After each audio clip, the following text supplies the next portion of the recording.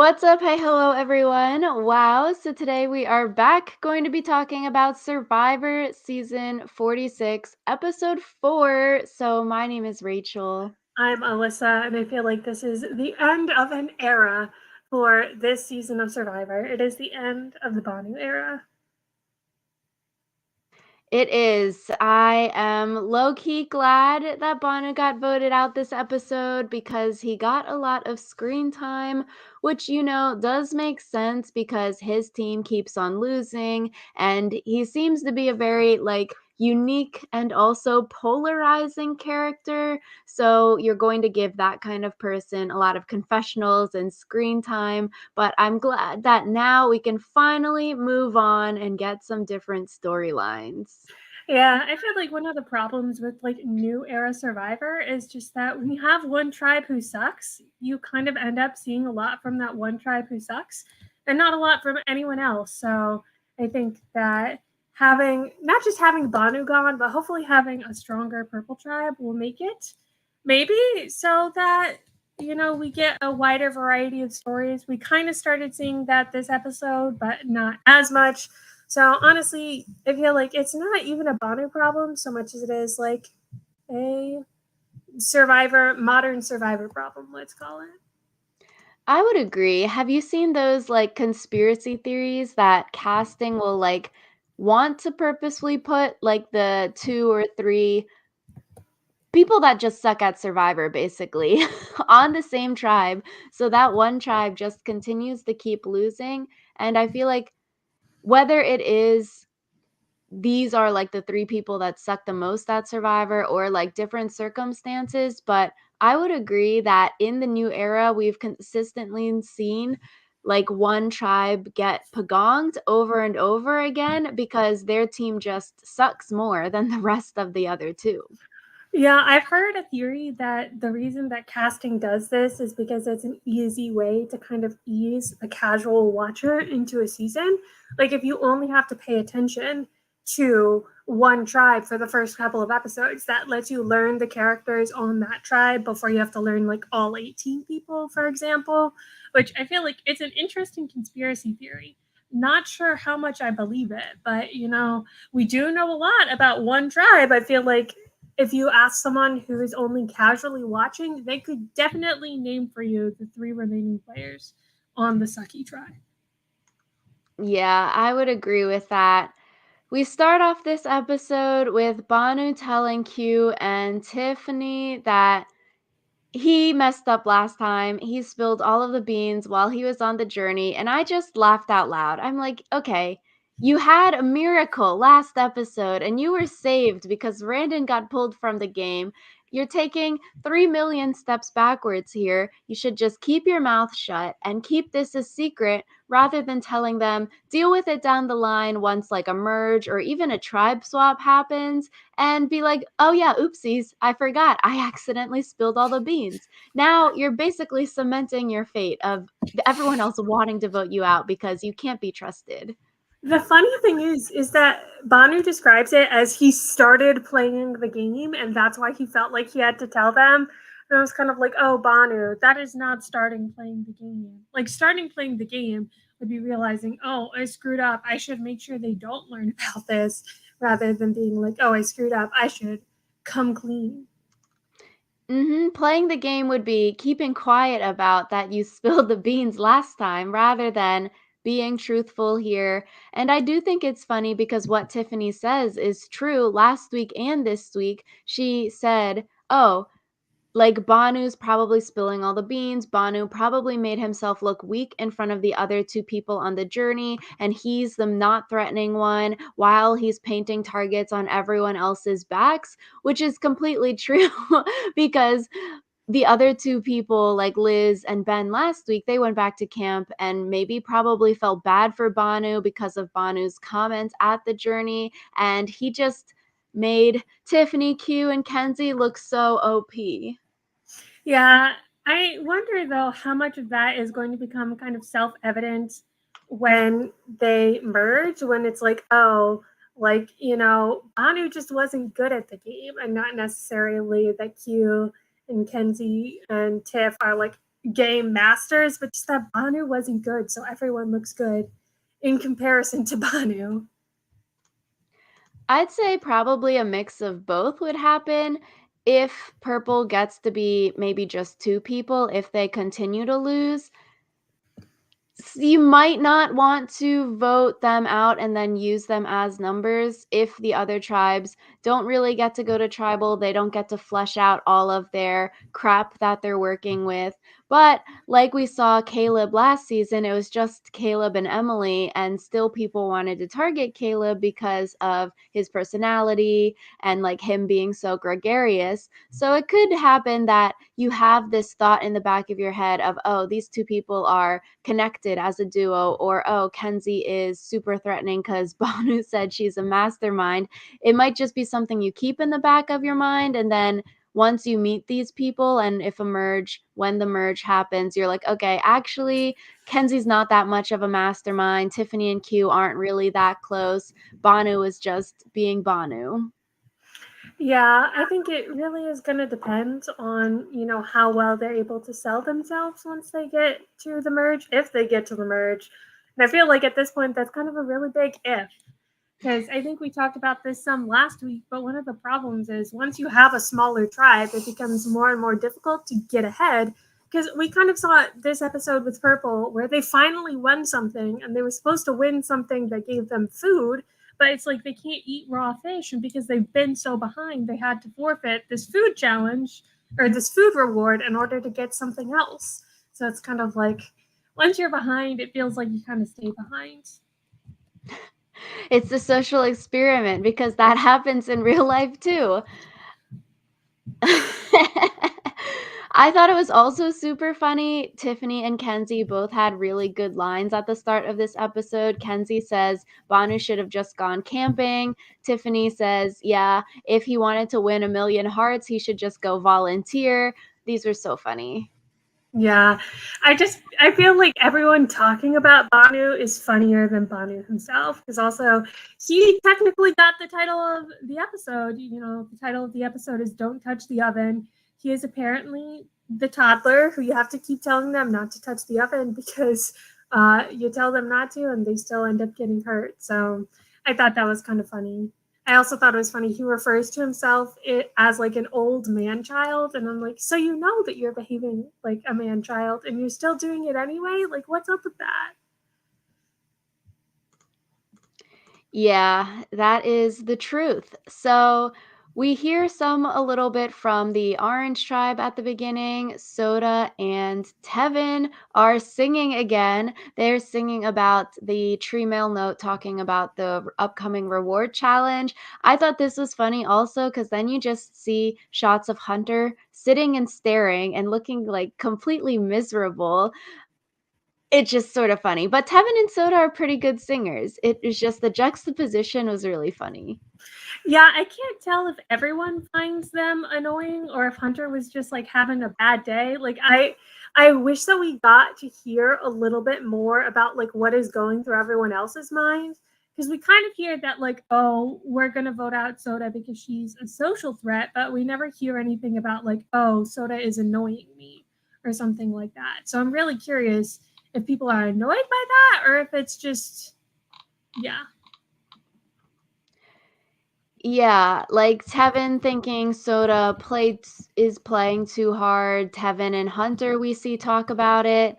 Hunter says something interesting, I thought. He says, we should keep our game alive but have a weaker tribe, in referring to let's vote out Soda over Venus. Hunter saying he wants Soda out too because Soda is competition to be Tevin's number one, which is the truth. You can't have two besties in Survivor, so you got to cut out your bestie's other bestie so you can be the number one. And it does seem like everyone is on board with the Soda vote out because Liz also seems to be on board with it because Liz says, yeah, if Soda makes the merge, she'll win, which I thought that was a little bit presumptuous. Like, yo, it's only week 1 of Survivor. How can you say that already? But I do think this is interesting because it sort of seems like maybe it's setting up for Orange to go to Tribal soon. I don't know, just because I feel like they're setting it up, but then also it could just be they're trying to give us something other than just smashing us over the head with purple. And that's the only sort of conflict that there is that like exists so far, because the other tribe, we also saw a little bit of conflict where they mentioned like getting Tim out because they think that Tim is the one who hid the fake Beware advantage. So I feel like it's not necessarily saying like, oh, Soda is definitely the next person up on the chopping block, like Orange is going to tribal soon. It's just we can only show you so much of purple before everyone's like, okay, we get it. Leave us alone. I'm wishful thinking. I'm hoping Purple doesn't lose next week so we can actually see where people's allegiances fall in the other two teams. Yeah, I don't know. I also am just kind of sick of purple because it's like, what are you going to do? What are you going to do? So, Speaking of Tim, we also see that Jem replants the Beware advantage she found in order to try to get the scent off of her. I thought this was interesting because it seems like Jem doing it more for fun, but also a little bit of strategy. It might be a little bit bad for her, I could see in the future, because people are already saying someone probably replanted it. We can't find whatever we're trying to dig up here. So this obviously isn't the original hiding place. Someone's tricking us, someone's lying to us, and people are already suspicious. And sure, maybe you can throw Tim under the bus now and try to vote Tim out because of it, or split votes on Tim and Ben if you think Tim has the idol. But I feel like it could be bad later, depending on like what kind of player Maria is specifically, because Maria is the one who then thinks she has a potential Beware advantage. She was all happy. If Jem pulls out the real idol later and was like, this was the Beware advantage idol, would Maria feel super butthurt and feel very bamboozled here, or will she be like, okay, that's a good game move? what I'm really curious about when it comes to this is everyone seems to have jumped to the conclusion that Tim was the one who like hid the Beware advantage, and I'm really confused how they reached that conclusion of like, oh yeah, it's Tim. Like the math ain't nothing for me. So I feel like there's a lot of potential minefields for Jem to step on, and I'm really curious if she's going to be able to handle it well enough, or if this is going to be kind of her screwing over her own game. Especially with Maria finding it, I feel like if you really wanted to paint a target on someone else's back, I would try to get Tim or Ben to find it, like someone not in your Charlie's Angels alliance, because if you're thinking Maria and Jem are really close, which we may have sort of seen with the edit, like the women being close, but also Maria and Charlie being in the middle, like if I were Maria, I'd be like, yo, what the heck, Jem? Like, I thought we were in an alliance. Why are you trying to trick me and feel a little bit hurt by that? Rather than, okay, let's trick Tim or Ben and make them look like a fool. Yeah, that just it was so confusing. I guess it could just be if Jem tells her entire alliance like, "Oh, I have this and I'm going to hide it." Like it feels like it would be really easy for the real truth to get out. And so I guess it's just a very strange, like I don't even understand why she felt the need to do it in the first place. So, yeah. Yeah, I feel like I wouldn't tell the Charlie's Angel Alliance people, but similar to like we saw with Kenzie and Tiffany trying to get Jess to find the idol and like walking her right next to it, maybe you try to walk with Tim or Ben right next to it, so then one of them find it, and then you can like totally be throwing them under the bus rather than just the suspicion made up, "Oh, Tim is overcompensating. Tim is trying too hard digging. He obviously planted it," which, like you're saying, Alyssa, people might be like, "That literally doesn't mean anything. I don't think Tim hit it." Yeah, the whole thing was just a little strange. I thought it was also funny, Mariah saying, "Jeff will never lie to you," and I was like, "Girl, what about the hourglass?" Yeah, I was gonna say, I feel like I think a lot of people are like, well, Jeff didn't technically lie about the hourglass because I think he avoided saying like, oh, you guys are safe. He just said stuff like, oh, you won the immunity challenge. And instead of saying like, you merged, he's like, you guys are all on the same beach. and like let people assume because they know the Survivor format that's what happened. But I feel like that is still questionable on his part. That's totally lawyer talk. You say a lot of words Exactly. that, like, sort of go around the subject, don't really mean much, and you're like, "I actually didn't lie to you, sorry." Mm-hmm. But we get to the reward challenge. You have to paddle some boats and collect keys, get rings off of a pole, go under a log, and then toss the rings onto another pole in order to win the fish. Tim, he capsizes the key pole multiple times, which was sort of funny. Maria has a lot of trouble with getting the ring off of the tall pole, which did remind me of Carolyn having trouble in the opening challenge of their season. And then we get some Maria backstory later on in the episode. Yeah, this challenge was just, it was a challenge.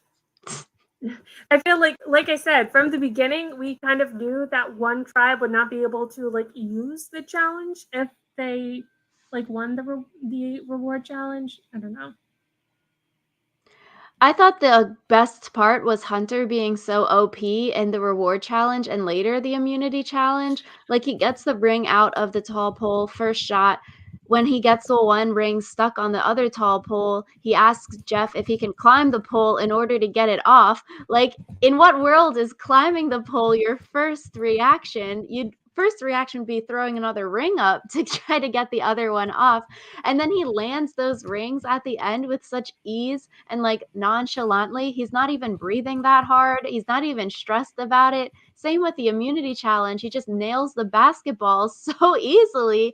And I'm like, people got to start realizing he's really good at these.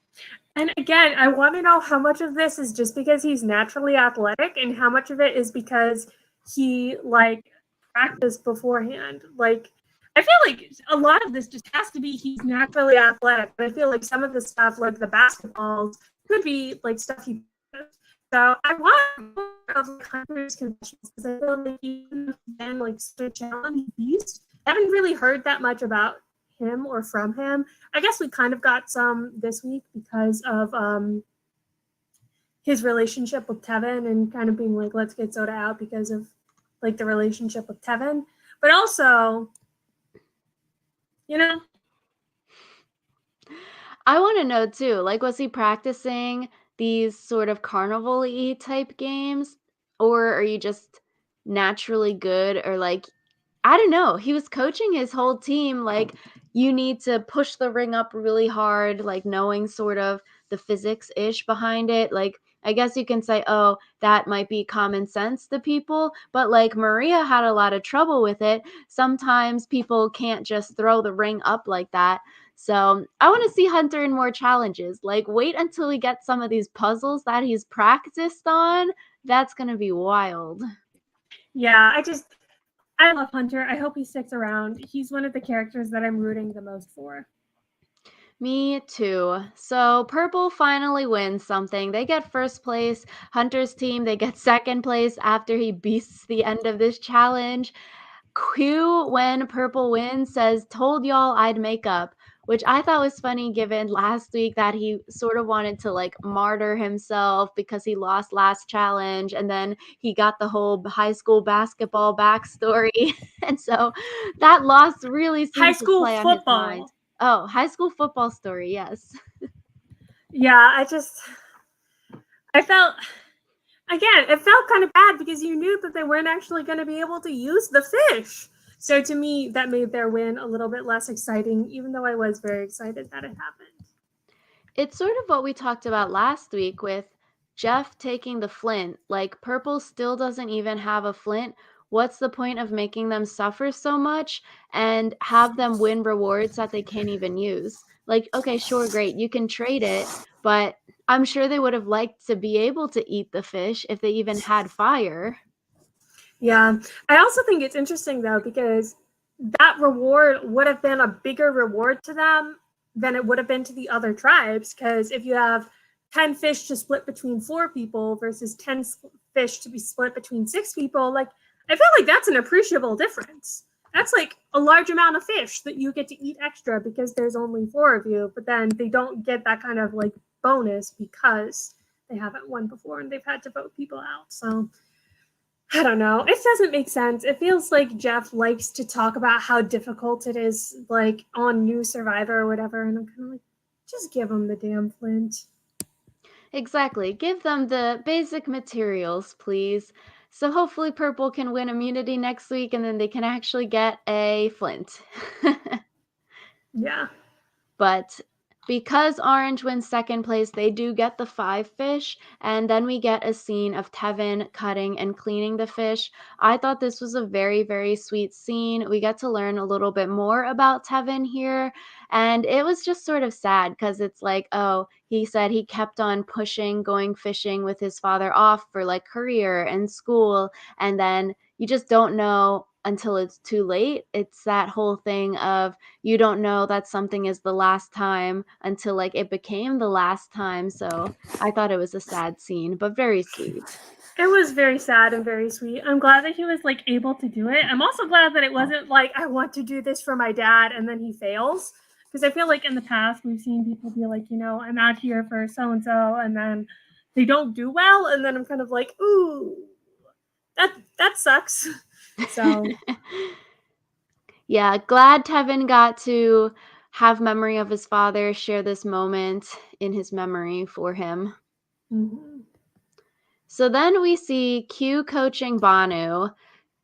I just thought Q has got to have had media training given his like D1 sports in college. This felt so media trainer-y, like, oh, say this, don't say this, say that, don't say that, don't give away too much information. It felt very like public relations is telling you what you can and can't say to a camera.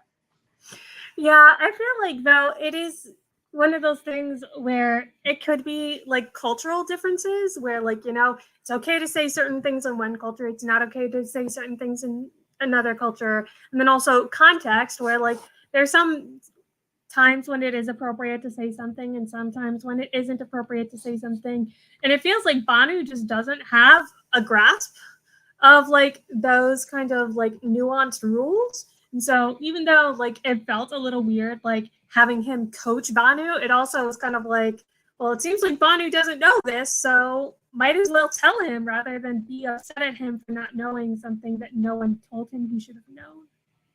Exactly. Like, if you're assuming that Banu sucks at Survivor, which they are because they've seen it, you're going to want to help him so he doesn't keep blabbermouthing to everyone else. So you would want to train him up and be like, say this, don't say this. If people ask you this, don't say too much. But then in exit interviews, Banu is saying, yeah, actually, I'm a Survivor super fan and I was just going along with all of this coaching to make my tribe mates feel better. And I was like, what the heck? First of all, I did not even know he was a super fan. I thought that his partner was the one that was really into Survivor and Banu just like was the one that was cast. So this whole thing was a shock. Yeah, I feel like that might be some historical revisionism if he's like, I didn't need their help. I was just doing it because it made them feel good. I was kind of like, I don't think so. I Yeah, don't because think then we so. see we see Banu asking Kenzie for practice, and then Kenzie's like, "Yeah, later. I'm trying to enjoy the afternoon for a little." And I feel like she barely even snapped at Banu. Yeah, I don't know. It feels like Banu was being very touchy about it and kind of just like, he went straight up, woe is me. Like, oh, nobody likes poor Bon. And I was just like, dude, take a chill pill. Like literally, her response, you just won your first thing ever on Survivor. I would wanna chill in the afternoon too. Like, maybe her tone was a little bit, like, sharp, but I feel like she barely snapped at him, but Kenzie seems like a good person. She's nice for apologizing, because, like, she really didn't necessarily do anything wrong. Like, if that happened in real life, I don't think you would go to this sort of lengths of apology to make Banu feel better, but, like, in the game of Survivor, you need that social relationship, so you've got to go over the top with it and placate Banu because of it, but, like, in real life, I don't think she snapped at him if that happened. Yeah, a lot of people are saying like, oh, there must have been something that we didn't see because like there's no universe where she could call what she did snapping at him. But I feel like if she actually had like snapped, they would have shown us that because then it makes more sense why she would want to apologize. So I don't know. The whole thing was just kind of weird because I'm like, Kenzie, you don't need to do this. And I get like trying to make nice with Banu because you are going to have to work with him. But also, like, it sounds exhausting to have to deal with someone else's emotions all the time because Banu's emotions are everyone's problem. Yeah, literally. So we also see a scene of Mariah can't jump, which I was like, how? She barely gets off the ground. A lot of people are saying that this is like fake advertising because I guess the show Wipeout, if you've heard of that show, it Yeah, I saw involves, the post, yeah. yeah, like she can jump on Wipeout. Like, was this just a way for her to get more screen time? Because she's like, oh, if I pretend I don't know how to jump, that'll definitely like make the cut. Like, what was the purpose? Like, it seems like she knows how to jump. I just thought it was really a weird scene, and then I was like, "Dang, the challenge didn't even involve actual jumping to get rings, like, you just ran off of the tall platform and ran off the things, like, I want to see Mariah in a challenge that requires actual jumping where you have to jump up and out to grab something, and then I wanna see her jump in it. This wasn't a jumping challenge. Yeah, I don't know. Again, maybe this is something like it's gonna come back, but also I still don't. What's the point of pretending you don't know how to jump if you do know how to jump? Yeah, I people are thinking, "Oh, maybe it's like Dee's toes, and then Mariah's gonna, like, lose the game because she can't jump or something like that. Because Dee won the game because she was good with her toes and could win challenges." Man, I hope that Mariah does win the game because she actually can jump and it's not like a fatal flaw thing. But imagine, though, people roasting you on the internet because they find your clips from Wipeout, and they're like, "Why are you lying about jumping?" That's, like, the dumbest thing. Who knows? I wonder if, like, maybe she doesn't remember being on Wipeout. Maybe she didn't expect that people would care that much. Because I gotta say, Wipeout is like, it's not exactly like high quality TV where someone would be like a Wipeout aficionado. So I feel like Mm. being like, oh yeah, I remember for you from Wipeout, a show that was like that you were on like 10 years ago or whatever. Like it was, that's so bizarre that someone would like dig that up. So True. People on the internet, though, are very good sleuths. They found like Banu in all of these random commercials, Mariah on other TV shows. It's very fascinating what people on the internet can find out about other random people on the internet. Maybe she could jump when she did Wipeout, and then because she did Wipeout, she can't jump anymore. maybe Wipeout traumatized her so much that she'll never be able to jump. Yeah, it's those big red balls. Yeah, obviously. So we get to the immunity challenge. You have to swim, climb up a net, jump off, release buoys, and then land the buoys like basketballs. I thought it would be funny if someone couldn't climb the net this season, like Brandon last season, but alas, everyone could climb the net. The only person can't doing it is Mariah can't jump, but it wasn't a jumping challenge, so we need a jumping challenge. Banu missed the crate, and that was sort of bad. I feel like if Banu hadn't missed the crate, they would have won. Is that just me? Because Q was only one shot away from winning, and if Banu hadn't like taken that extra time, maybe they would have won over Green. But I don't know.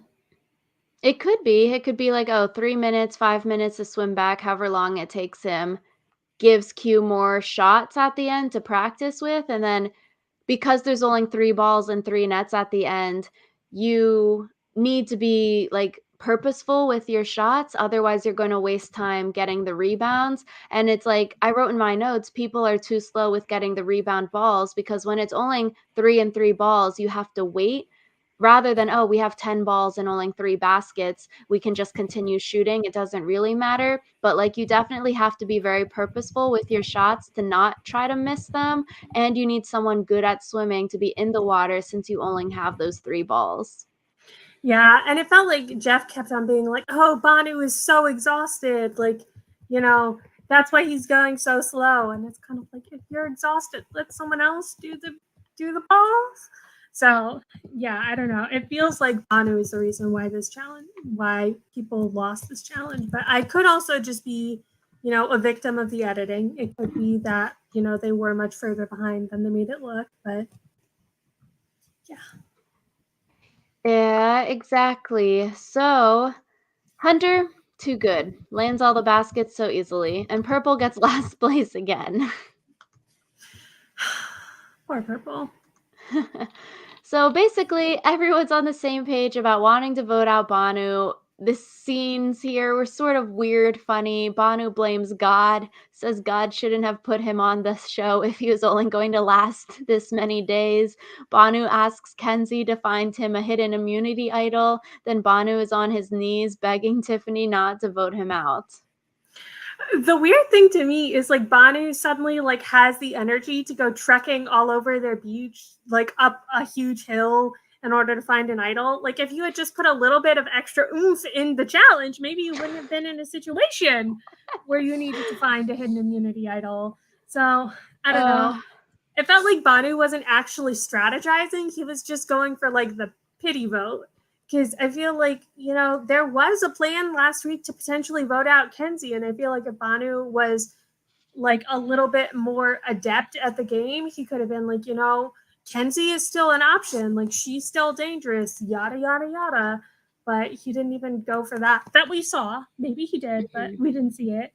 So he went straight for like, please find me an idol, please don't vote me out. Like there was a lot of tears. So Yeah. Then at Tribal Council, Banu shares his story.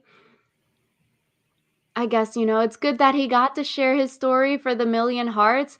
I just personally felt it was a little odd with Jeff's questioning because Jeff literally straight up asks Banu to describe what poverty is like in India, which just felt very weird to me watching the episode, like unnatural.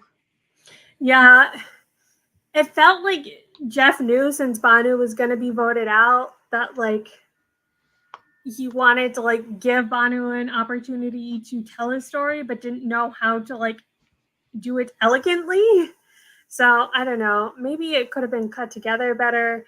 It felt very strange. It just felt vibes were off. Vibes were off.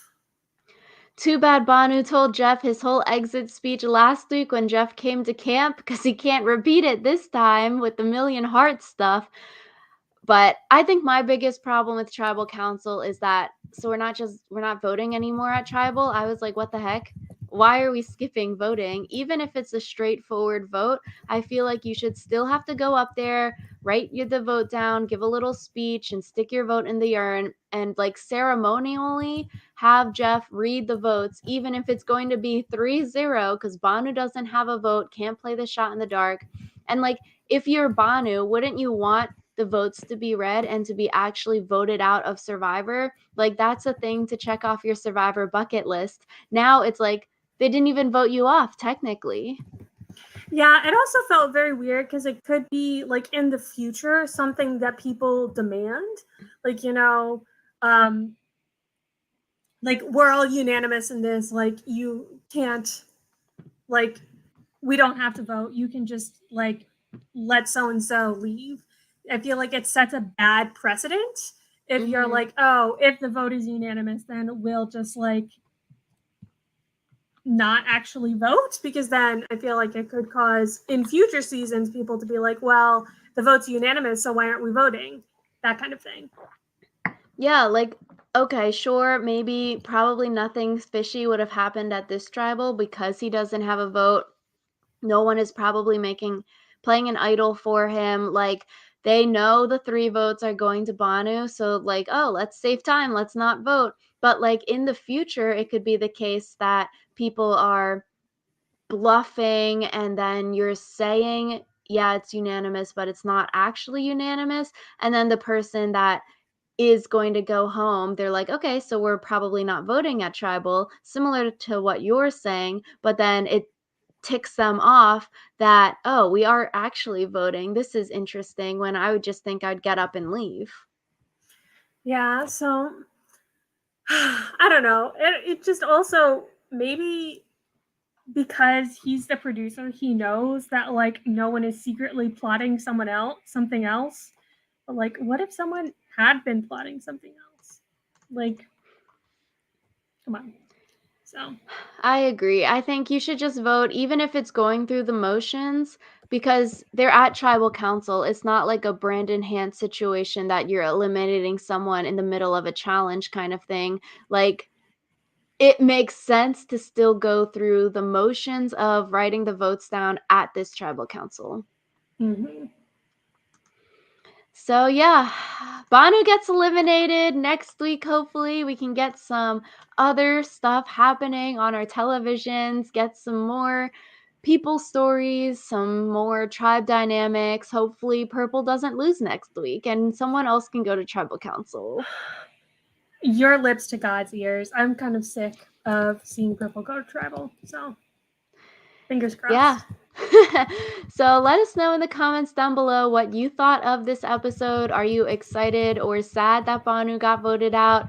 Were you a Banu fan? Did he win your heart of the 1,000,000 hearts that he's trying to win? Or are you not a Banu fan and he doesn't have your heart? Let us know in the comments down below. Thank you all for watching and